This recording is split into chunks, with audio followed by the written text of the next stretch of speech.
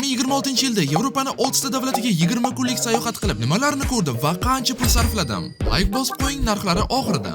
Birinchi bo'lib bu sayohatimni Ispaniya davlatidan boshlab oldim. Bu davlatda o'zim uchun qiyin bitta challenge qo'yib, Ispaniyaning 7 ta shahrini bepulga avtostop qilish bo'ldi.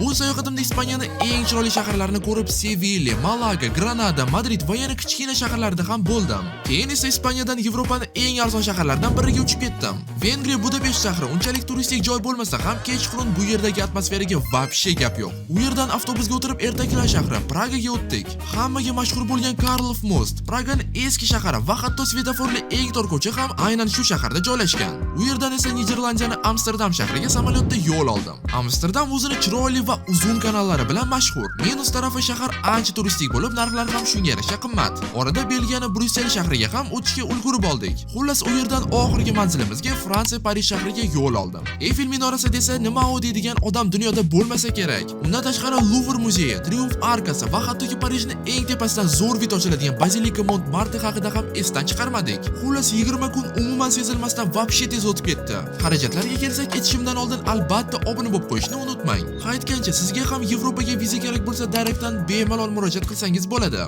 Xarajatlar sizning ekraningizda.